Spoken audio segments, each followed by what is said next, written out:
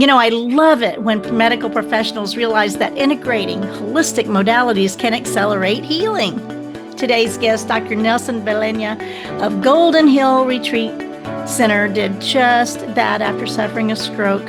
We are going to delve into all that, but first, facing head-on the emotions beneath the surface as we bridge from an old world of confusion and lack to a beautiful new world of freedom, abundance, and love with straightforward truth and inspired hope is what you'll find on The Charla Anderson Show. Collector and connector of fascinating people. And everyone is fascinating. Here's your host, Charla Anderson.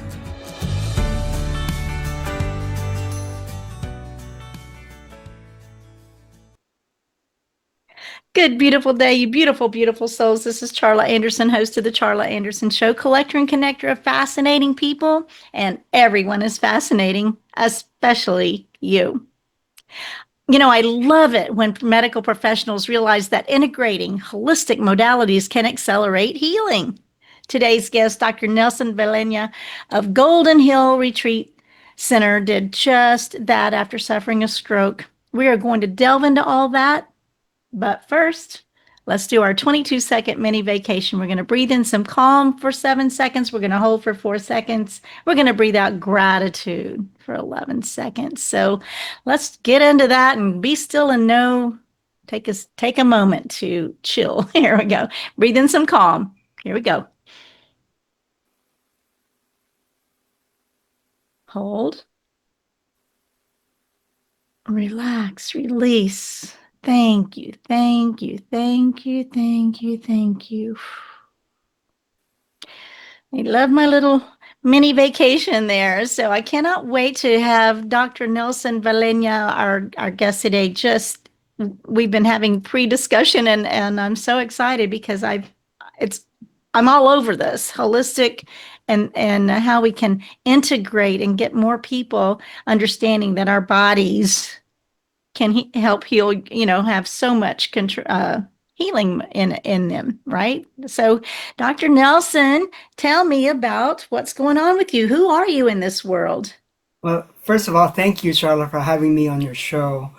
And I love your opening exercise because it definitely illustrates everything that I believe in regards to healing is activating that relaxation response in order for us to support our own healing that's all within us.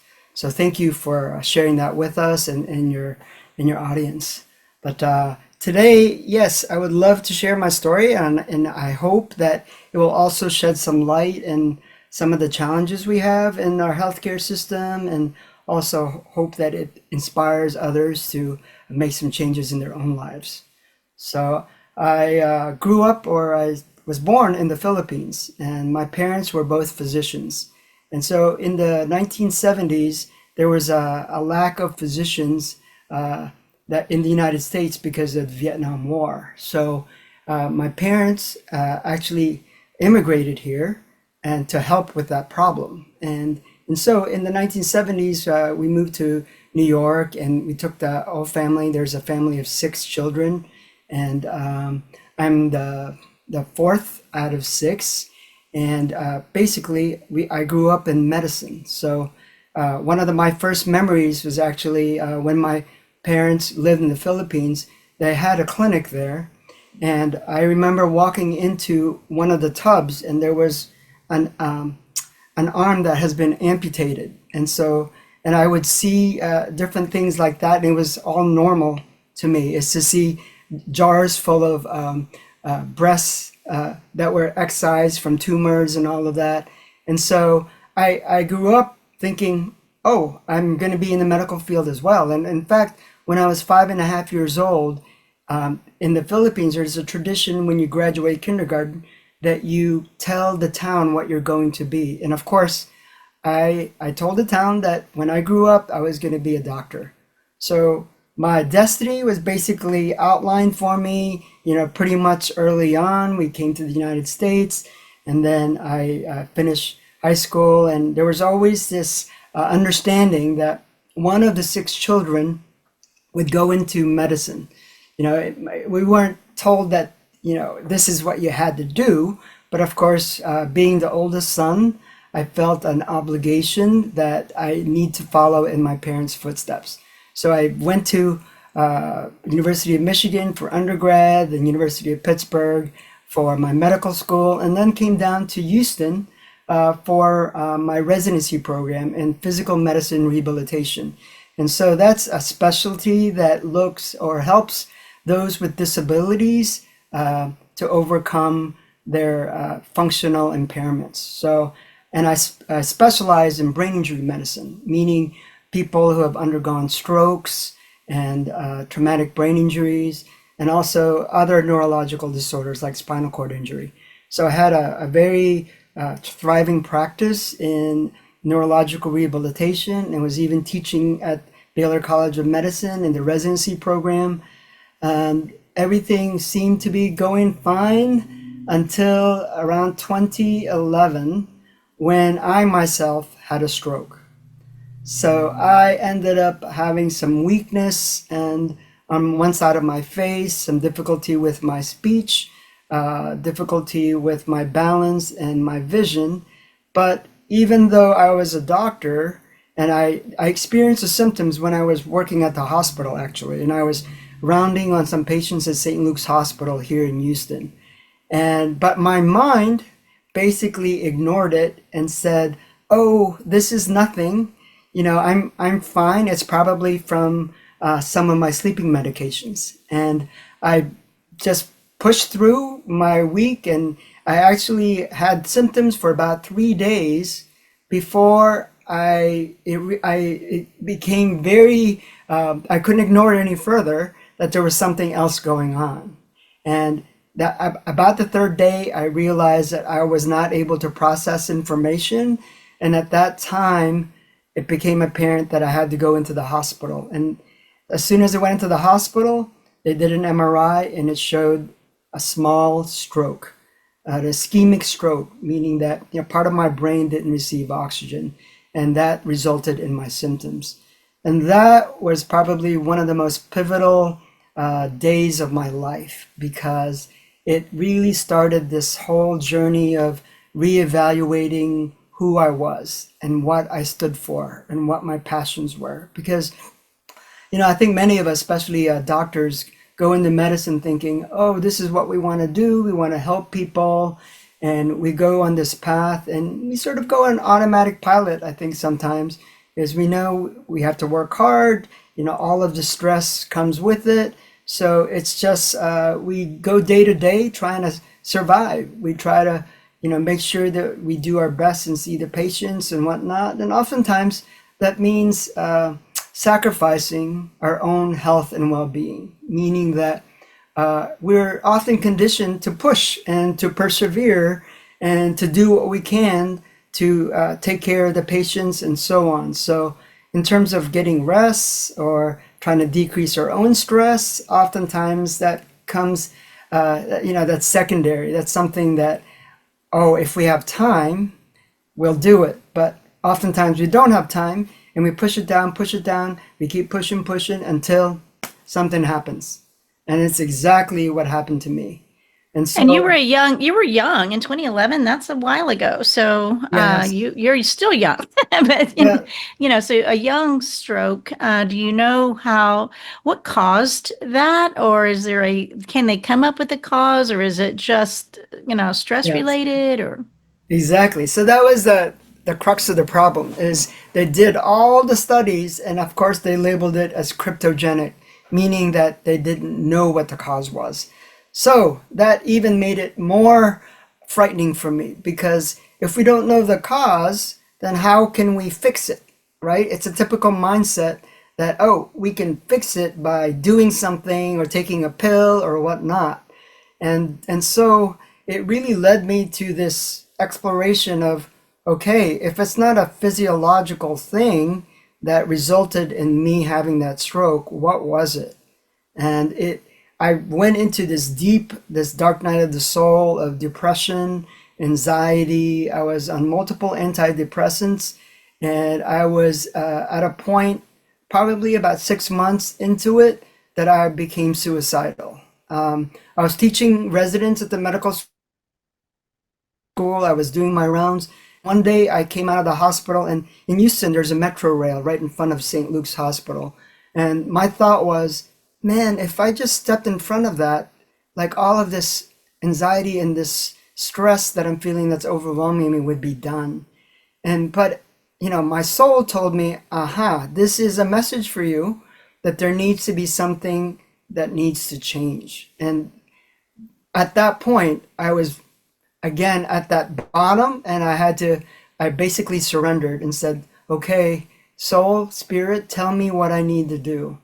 And then it just became this different way of living and trying to release and let go. And a big part of it was trying to decrease the stress or what I feel life's entrampments. And what I mean by that is what's holding me back from doing what I really want to do.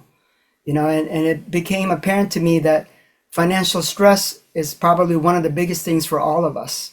And I was at that point where I was living the high life. Of course, when you start earning some money, you start buying the bigger house, you start, getting the nicer car and traveling and all of that. And then you have a certain lifestyle that you want to continue.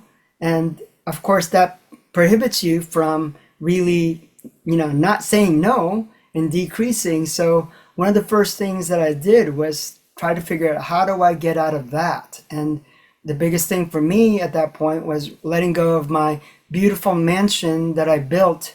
That was, this dream house that I had.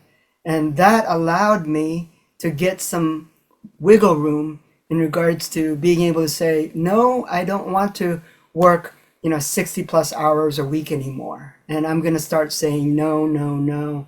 So 4 or 5 years, I started decreasing what I was doing, started minimizing all of my extracurricular activities, and trying to be more aware of truly what was important to me. And it led me to this whole exploration of spirituality. I love that. So, I mean, yeah. So these moments in our life, so often these pivotal moments, if we would recognize them as wake-up calls instead of last ditch effort, it's like, I think that's awesome that you really recognize that. And some, calling in you, your spirit, says, well, something's got to give, something's got to change. And, this vicious cycle of getting more and more and more, the consumerism and all that, and then the debt underneath that most of us, have a hard time managing through all that. So good for you. You've sold your dream house, and it gives you breathing room. And this path to soul searching, is this my calling? Is this my purpose? Because I do want to get in those questions with you, because I feel like that's the journey you went on, right? Yes. I mean, I can honestly say that that stroke was the best thing that's ever happened to me. And you're right. Oftentimes when you're in it, you don't see that. And you see it as the worst thing that could happen to you.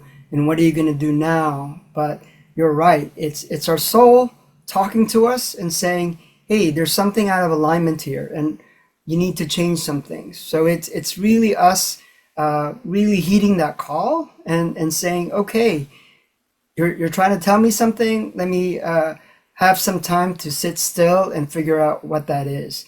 And you're absolutely right. And it has to do with something that you're not in alignment in regards to your soul mission and your passion.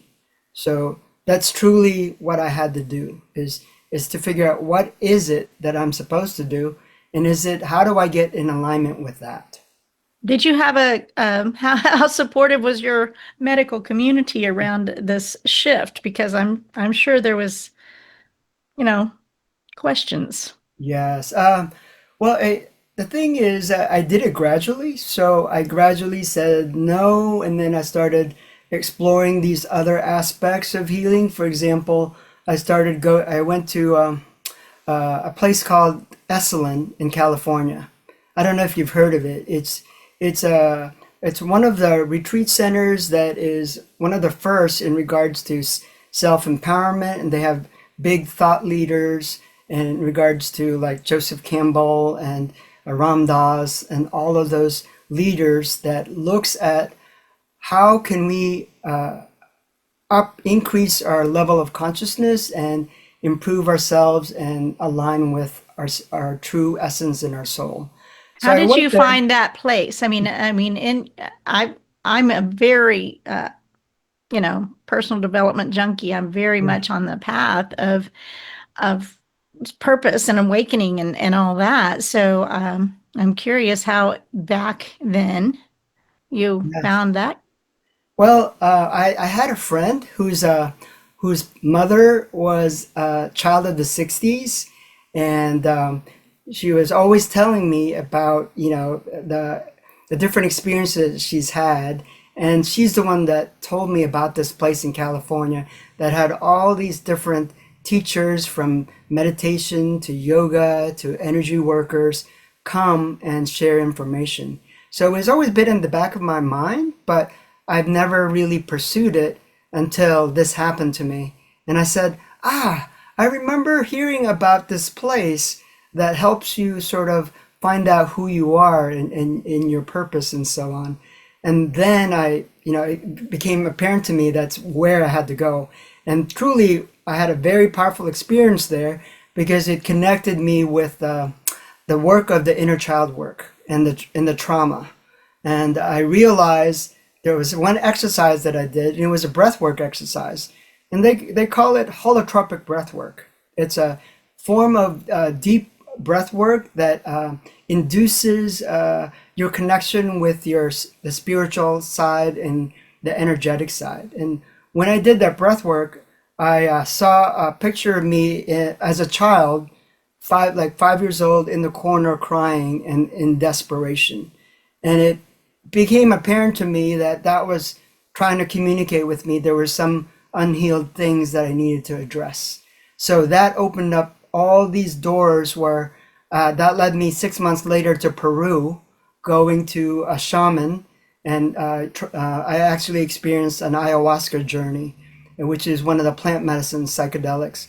So I became very, because I'm familiar with the brain and how all of that works, I researched that and I realized that, oh my gosh, this is something that many people don't even understand, or there's misconceptions about it, I think, from the 60s, that all of these psychedelics are not good for you and whatnot. But more recently, there's been a resurgence of that it can be helpful to help people heal mentally, emotionally, and even physically.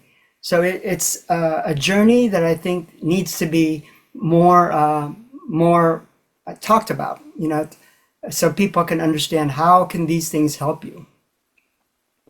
That's so Peru and the shamanism. So it's a pretty big shift to go from medical doctor white coat to, out in the wilderness, shamanism. And so, we both believe that it's all good. We're going to find the right path for ourselves. We want to, and didn't that lead you then to want to create your own center? Yes. So And that's how was, been, and I want to go back into what you did to find your passion, which I believe that are integrated. yes, all of that. But yes, all of the things that I've done since 2011 has led me to where I'm at now, which is creating my own retreat center. And what I realized was that there's not many places or opportunities where these various healing modalities can be integrated together.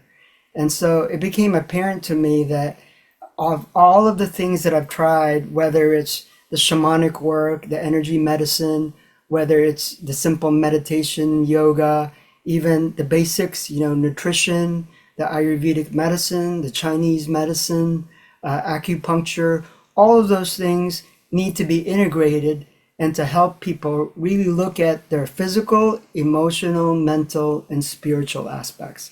So I wanted to be one of the people that can help gather people together and to allow the regular person to experience these types of healing and to be supported and guided. Well, the pictures of your place in Cold Spring, Texas. So Cold Spring is outside of Houston, so it's kind of remote in a way, but not inaccessible. And the pictures of your Golden Hill Retreat Center is beautiful. So it's goldenhillretreatcenter.com, right? Yes, that's Okay, the website. goldenhillretreatcenter.com. And I like to go ahead and spell your name because you know, the vast majority of people that won't watch this, they'll hear it. So if it's Dr. Nelson, no, yeah, Dr. Nelson Valeña, Yes, Velena, yes, Valeña with a tilde. yes. And so, Yeah, in the United States, I don't use the tilde as much, but I just go by Valina. But yes, so you can reach me at info@goldenhillretreat.com, and our website is Golden Hill Retreat, and our Facebook page is Golden Hill Retreat Center. So we've been here since 2020, November 2020. We moved here, but gradually built out our space. Now we have hall, a kitchen. We have a spa. It's called White Lotus Spa, and it has a space for. We actually are having an Ayurvedic practitioner that's working on some people right now, and we also have a private baths where we can do herbal baths. We have an ice plunge. We have a sauna. We have something called a tachyon chamber, which is an energy chamber. So, and then we have Healing Lounge, which has vibroacoustic therapy. I have the right frequency machines. I also have something called Brain Tap. I And have Brain Tap. I use it every morning. Yeah, I perfect. love Brain Yes. Tap. So that's a very good modality to help balance the nervous system. I also have something called the Lucia light, which is it's a light that was developed in Austria by a neuropsychologist or a psychologist and a neurologist. And what it is it gets your brain to that deep delta theta state. And the unique thing about this light is it's called a hypnagogic light, which is gets you to the point where you're in between, sleep and that alertness. So you're in that twilight period, and they say when you're in that twilight period, you have access to deeper things, like, for example, things that are in your subconscious. So this light also gives you a psychedelic experience without having to take psychedelics. So you see different colors and but it also allows people to have emotional and physical release. So there's so many different modalities that you can integrate into helping people heal. And what I mean by that is really trying to get your physical, emotional, mental, and spiritual realms in alignment, and to help and guide people through that. So it doesn't mean ignoring, the traditional medicine, like the allopathic medicine, where, okay, if you have something wrong with your, different organ systems, or if you have a deficiency in something, yes, of course, supplement and do all of that. However, I think you have to take it beyond that, which means, yes, support that, supplement that, but then take a look at how did this happen in the first place?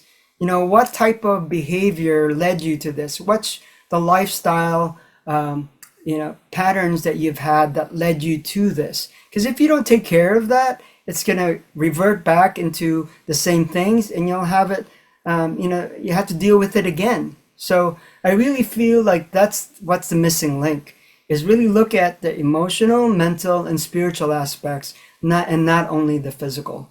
So I did an integrative medicine fellowship, and that's looking at natural supplementation, hormonal balance, and so on.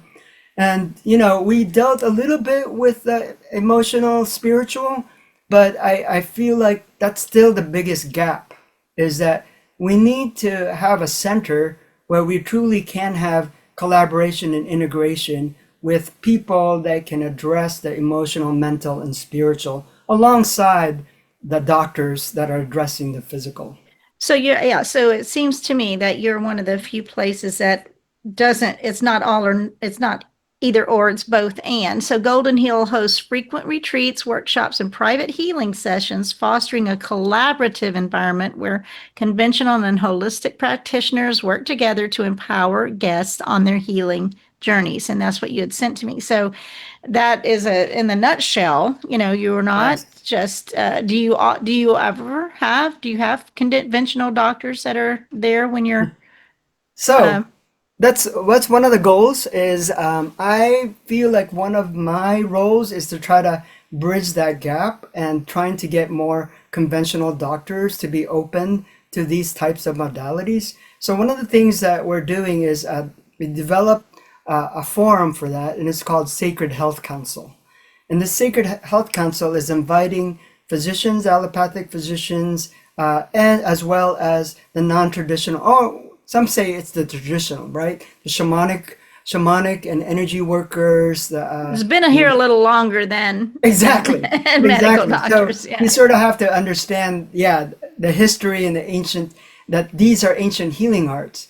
But what I'm trying to do is get the two sides together in order for us to understand each other and to be able to collaborate. I had the first meeting we actually had over like 45 people there. And actually at the first meeting, I may have had, I think about 8 physicians. So these are MDs, and they were there with some energy workers and shamanic practitioners and plant medicine facilitators and so on. And but the second and third one was interesting because it had less physicians in it, and I was puzzled by that, and I was asking myself, why is it that there's less physician interest? And some of the feedback that I got was that some of the physicians didn't feel comfortable, or they didn't think that they should be a part of this because what they were doing was different, or what I sensed was more valid in regards to evidence base and so on. And so some of these non-traditional therapies, they don't operate through evidence base because they operate through the spiritual energetics. And when you're operating through spiritual energetics, it's not the same as you would measuring a physiological issue. So that's what people have to understand, is that it's two different things, but it's talking at it from a different polarity. So Well, there's the I'm physical. impressed that you actually had at least, I mean, eight of them to come into that group, and they have to have this, there might be something more. There must be something more. We're watching all of this. I mean, it is rising like crazy. The more holistic modalities are becoming more and more mainstream, so to speak, right? Yes. So they have to have this, is everything I've been taught, is that all there is? So I, it's good for them, good for those that take yes. that leap. And to me, the evidence is in the the health of the person. I mean, the evidence may not be testable, but it is.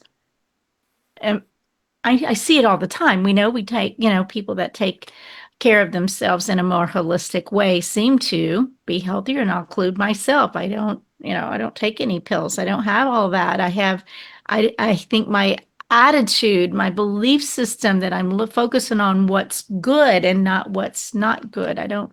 So, those are Yes. things, and for me, that I've been on that path for decades. So no little pills for me. It doesn't mean I don't wouldn't, if I had to, if I had a broken bone, or I'm certainly grateful for the care of the physicians.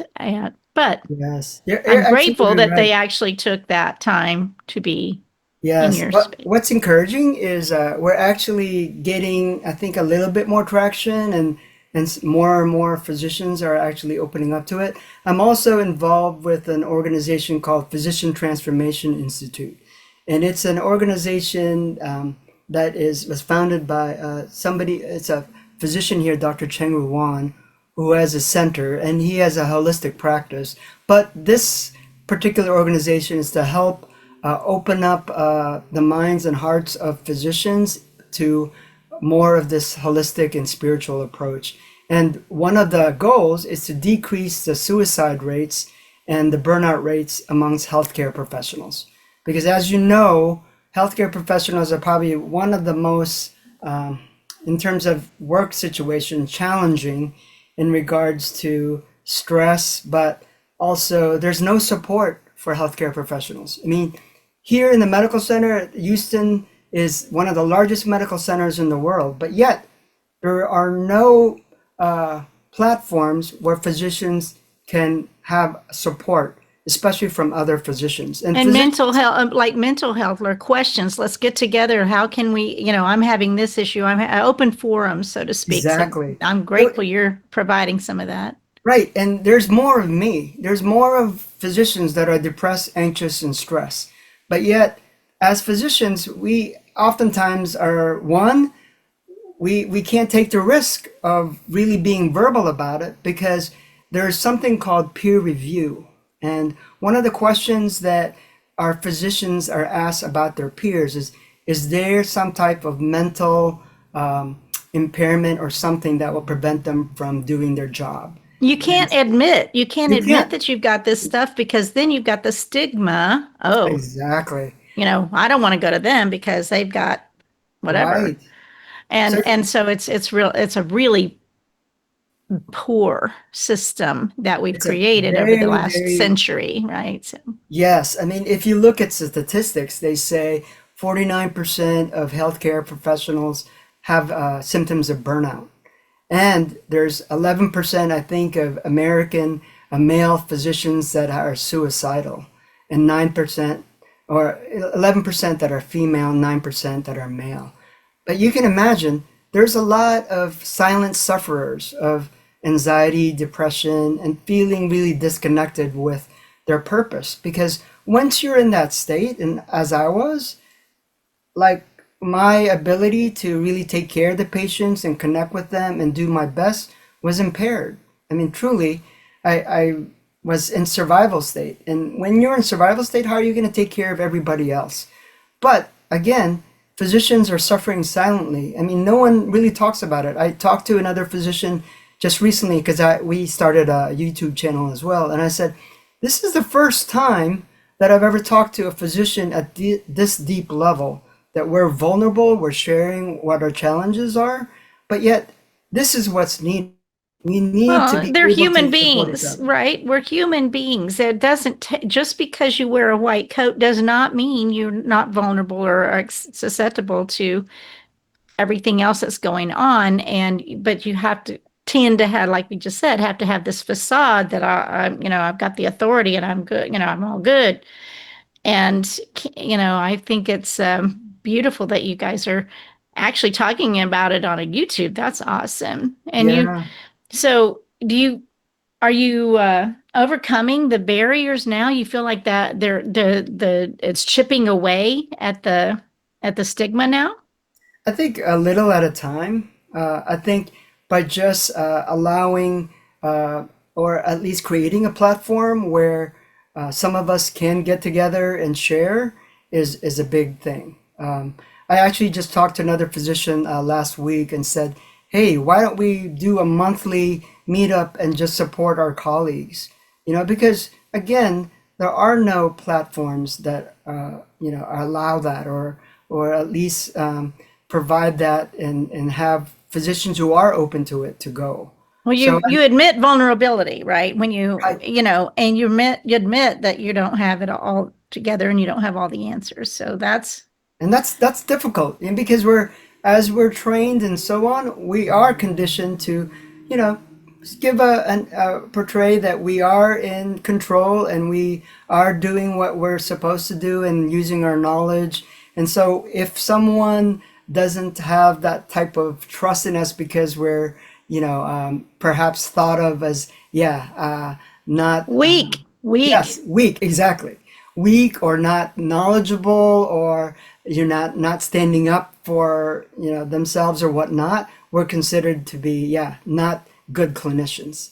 So it's a double-edged sword, is is yes, we have to be vulnerable and be interact with our patients, but we ourselves have to be a certain way, which is very, very challenging, for a lot of us to be able to do our jobs, but also think that we ourselves don't need support. And I can tell you that physicians are probably one of the worst in regards to putting self-care as a priority.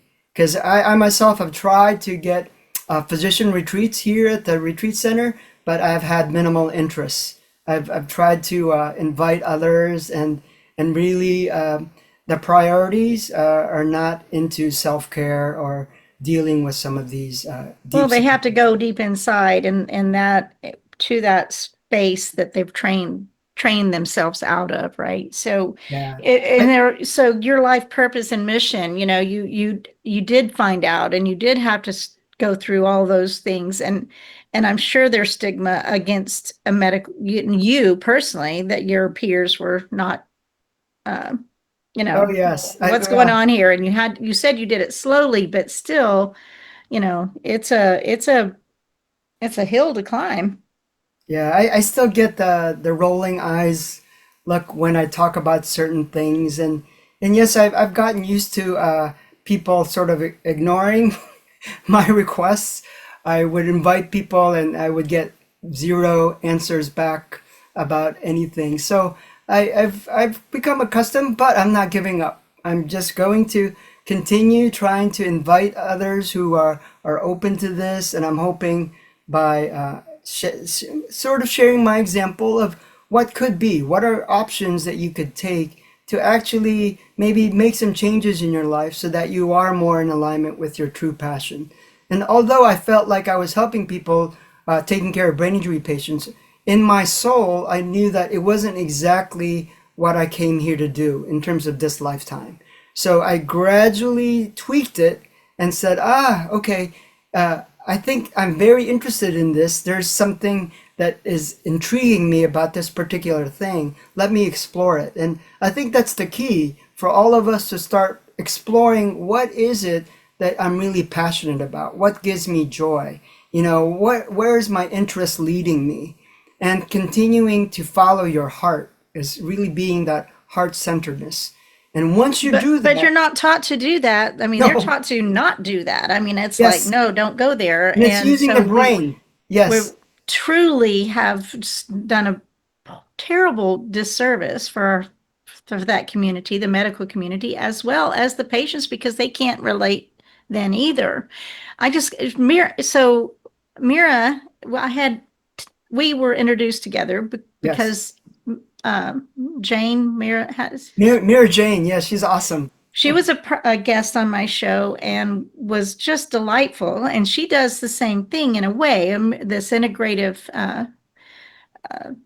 thing. And I like to remind myself, or remind people that how I meet my guests, right? So I just remembered that we hadn't mentioned that, but she's in Houston. She's a beautiful spirit too, Yes, I've as worked with well. her, and it's exactly right because we were actually trying to work on some projects together and trying to help healthcare professionals.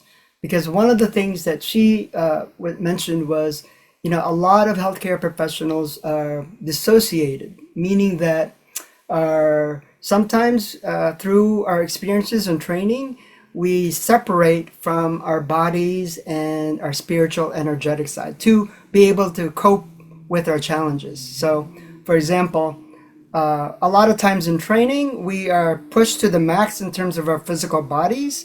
And I remember in residency that sometimes I wouldn't get sleep for 36 hours, but yet I had to continue and persevere and take care of all these sick patients and these patients who are dying in emergencies and so on.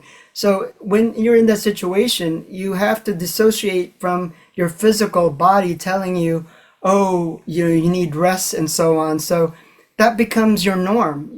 You dissociate from your body and what it's telling you, and also your feelings, because you basically have to separate it in order to meet the challenges of day-to-day things that you have to encounter through healthcare. So that's a big problem, and that's something that needs to increase people need to be aware of that, and what can we do about it? Because you're right. If we ourselves are not in a state where we are able to open up and be heart-centered, we are missing our opportunity to be part of the medicine, part of the healing for that patient. And, when I was working so hard, I realized that inside was that I felt like all I was doing was pushing pills and writing prescriptions and writing for procedures. And I really didn't have a chance to connect with the people, that I was working with one-on-one, asking them, making that heart-to-heart connection. And something told me that that's the most important thing. I mean, we can push as many pills as we want and procedures, but if you don't have that heart-to-heart connection with someone, you're missing a big part of the healing.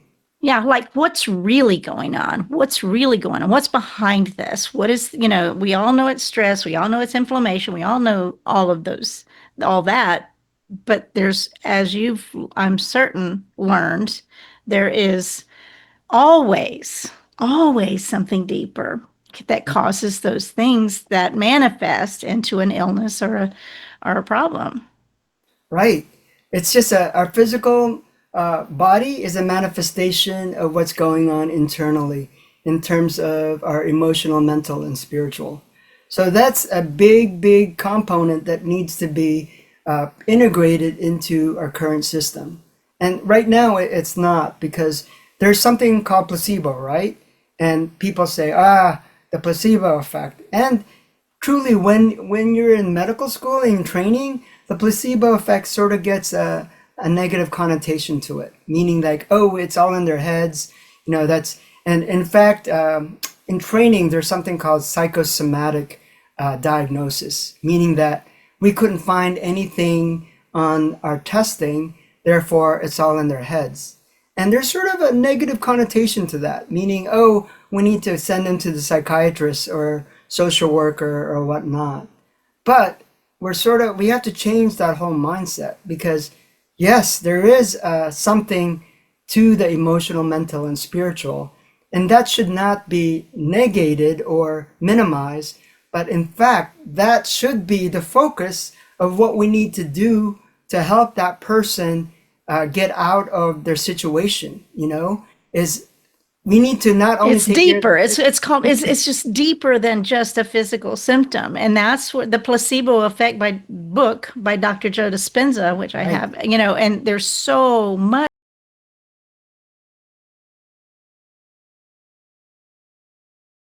much more than we knew. And I'm so thankful and grateful in this moment of our society that we are shifting, I think, much faster now. I think I think you will find that with the new with Dr. Robert Kennedy Jr. that's pushing that we're not going to keep putting the crap in our foods and our water and and stuff like that, and to raise the awareness that Yes. we're holistic. And my saying, if God can create it, he can heal it. It may take some medicine, and it may take this or that, but if he can create it, he can heal it. Our bodies are amazing.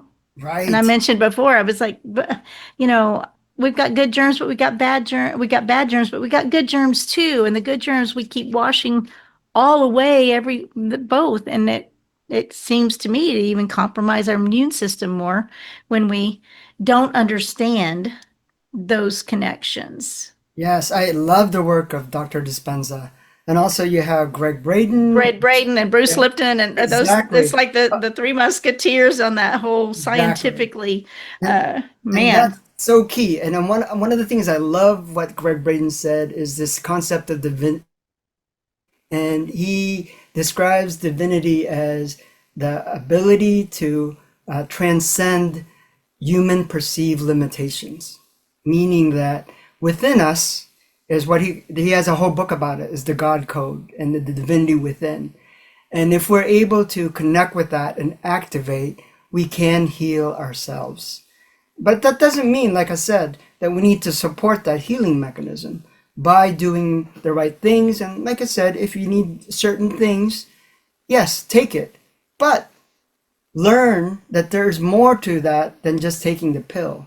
is look at how you got there. What is the behavior? What's the lifestyle? What are your choices that you've made that got you to that point where you have these problems?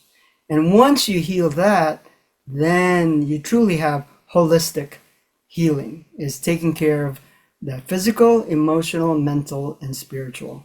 So that's what Which we're leads hoping. to peace, right? I mean, we all want to have peace. We want Yes. our minds be all of this. We want to be just calm and in peace, and most of us, I believe, so often we're so attached to the external busyness, the constant barrage of interruption, right? We can't think after more than 5 seconds anymore. We can't concentrate. So a lot of that is probably, maybe I'm sure they're interrelated, where there's so much stress over here, we just gonna veg out and watch TikTok, right? So Yes. instead of going, what's really going on with me, and see, I love the biblical, be still and know, Yes. listen to that still small voice inside of you and listen what's really going on. And when you ask that question, then you say, well, what's really going on? And then really what's behind all that, and continue digging. Yes. And I'm grateful for your experience, and then your white horse out here trying to get the message out. Yes. Yes, definitely. But, I also believe that we have to meet everybody on their level, right? So for me to talk to other healthcare professionals, I always say we have to look at it from the physiologic standpoint and the neurologic standpoint. And that all of these ancient healing arts are basically activating that parasympathetic response, that repair and regenerate, by doing the breath work, by doing the meditation. And even there's evidence now that energy medicine can calm the nervous system. You know, things like Reiki and some of the energetics have been shown to help people relax, decrease their stress, activate their immune system, and even this whole thing on vibration medicine. It's the sound healing, vibration therapy, the vibroacoustic modalities. All of those are there to calm down the nervous system, activate the healing response, and decrease inflammation. So there's science behind these things, but you also have to look at how does it affect the person emotionally, mentally, and spiritually. So not look just at the physical, but how does this affect their ability to be more open-hearted? How does this affect their ability to connect with their divinity? How does this affect their ability to connect with each other in their relationships? Those are important measures. Is if we're going to be measuring things, measure those things instead of the physiology. How does it affect our life? To be happy and find joy, and to live a life that we are excited to live, instead of being in this automatic sort of zombie type of world where we're just going day to day doing our work. Reacting instead of taking a moment. I mean, you think about the ancients before there was all this electronics that they didn't have. All they had to do was lay on the ground and watch the sky and count the times and all that. They were the great classics of Shakespeare and all those musicians and all those things. It was before we had so many distractions. You had to use your Hmm. brain for even entertainment, so to speak. And Yes. yeah, so And I love that you're having a retreat place, a place for people to go, and the Golden Hill Retreat Center in Coldspring, Texas, where people can come and do those things, take some time away from the busyness. And it's beautiful.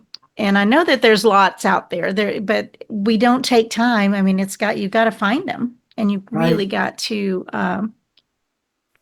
unplug in order to be able to be there, right? So, uh, Yes, so that's key. I think one of the biggest challenges for most people is to reset their nervous system, because most of us are, if you're working day to day and all of that, there's a certain, you're in that fight flight hypersympathetic system, and it gets you to the point where you're getting from one place to another, one thing to another, but it prevents you from connecting with that your soul, the divinity, and sensing the subtle changes within. So that was one of the biggest things that I had to learn or unlearn, was that I didn't have to be busy all the time, that I always had to be productive, that I actually had to spend some time in stillness and to pay attention to what was going on within my body, and also connecting with my emotions, because your emotions and thoughts are simply the language of your soul and the spirit to help you make changes in your reality and your body. And that little voice that's always in your head, it's always there, but it will never, ever, ever say, yeah, go ahead and do something new. It will only, it's like, no, it's got to keep you safe. Even if it's safe is in a good place, it's better than the unknown. And that, if I'm not mistaken, is pretty much a proven thing, that your Yeah. inner voice does not want anything unusual or new. And so, Yes. and 99% or 90 something percent of our thoughts in a day are repeats of everything we've done, nothing in the future. So you have to make a change somewhere along that line. Yes, and I coming from the physiology and the brain injury background, yeah, it's this concept of this left and right brain and how each side processes it differently. So it can process the same event or stimulus in a different way. And the left brain is all about the logic, the rational thinking, the familiar, the academics, where the right brain is more about the feeling, the intuition, the emotional, the connection to your soul and subconscious. And it's more of the receptive and the being versus the doing and competition and going after things. So it's just balance that needs to happen. But unfortunately, most of us are skewed to the left brain world of doing and rationalizing, and not really cultivating that right brain emotive. Some spiritual traditions call it the masculine versus the feminine approach. And the feminine is the nourishing, the receptive, the emotive, connecting with the soul, versus the doing, protection, and competition aspects of the masculine. So it's balancing both sides and making sure that we discern when to use one versus the other, because both are very important. But the Western society is mainly encouraging the masculine perspective. Think through it, science, evidence based, but they forget about the power. Intuition. The Yes, intuition is a real deal. The gut feeling. I believe that if you go with your gut and your heart, that yes, you will be almost 100% right, instead of overthinking, or so I do believe that they're both important. You want to know the facts, but when it comes to a real deep decision, I believe that we have it all inside of us. I believe we've got the knowledge of the entire universe of eternity to draw on, that somewhere inside of us we know. Does that yes. make sense to you? Yes, So no, that's exactly right. And it's the Greg Braden's work, right? It's that heart-brain coherence, is having your thinking brain and your heart working together. And it tells of this discovery in 1991, where the scientists discovered there was 40,000 sensory neurites in our hearts. And so these are a nervous system within our heart that tells us information, and that actually gives information to our brain to sort of give the flavor of how the brain should react to it. And the brain, of course, sends signals to the rest of our bodies. So when you think about it, our hearts is even more powerful in regards to getting information from that etheric, non-physical world. And it gives information to the brain, and that's where you get the intuition. So there's science behind it. a heart math that that Yes. when that thing came out, I was like, there's a heart math institute, and I'm like, whoa, yes, Yes. yes, yes. Ho'oponopono, all of those things is beyond. We don't have time to go into anymore. This is it goes so fast. This 1 hour. I'm like, oh my gosh. Right. I've just been enthralled with this conversation, and I'm so grateful that you took your time today to have this conversation. So what is your one message? What's the final thing, the thought you want to leave? What does the world need from you today? Yes. Well, uh, to me, the world needs to know that within us, there is an inner healer, that if we can only connect to it and support it, that we can get a life full of joy, happiness, and health. So I'm hoping that more people are open to that in regards to understanding that don't just focus on the physical and our physical reality, but make time to look at our inner world, our emotional, mental, and spiritual. So I'm hoping that if I had to give that one message, that would be it. But I And also, turn off some of the noise. Turn on. I haven't watched. I just don't watch that stuff in the media TV. So, but turn off some of that noise and take time. Right. yes, of course, yeah. I do want to invite people that are interested in looking at our expo and wellness. We're going to be having the LifeCon Wellness Expo here in Houston, downtown, at a place called The Post. And it's going to be speakers that will be talking about their journey on integrating spirituality, also different types of vendors and holistic providers. And in Coldspring, in July 12th, we will be having a gathering of practitioners from both sides, from medical doctors to energy practitioners. And I'm hoping that this becomes more of a draw for people can come and collaborate. So I'm hoping that some of your audience, maybe it's only 3.5 hours, 4 hours from yeah, DFW. Yeah. yeah, from Dallas, so it's not too far. So It's thank you about so an much hour for having me. an hour out of Houston, and so anyway, it's just down. It's northeast of Houston, correct? Yes, I'm Northeast of off Houston. of So it's right. so we've got that. So when is the what's the other conference that's Yeah, so in we have downtown Houston? What's it called? that's called LifeCon. LifeCon, it will be on August 9th, Saturday, and we'll have that out as soon as all that information is available. So Awesome I sauce. hope that, yeah, everybody in your audience who's interested in that to come and be part of it.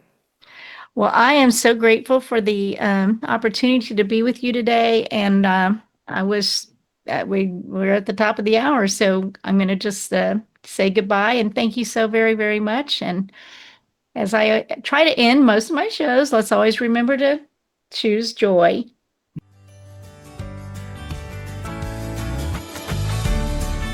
Parting is such sweet sorrow. The Charla Anderson Show. Encouraging you to stand strong and courageous with bold faith, no fear, immense hope, kindness, and love, especially towards yourself. Visit charlaanderson.com for replays, blogs, and more on her ever-expanding website, as well as watch her live TV show on winwinwomen.tv, Roku, Apple TV, and Amazon Fire. And so that we can continue learning together and growing this community of beautiful souls, we invite you to share the Charla Anderson Show with your circle of friends. Until we meet again next week, remember always, choose joy.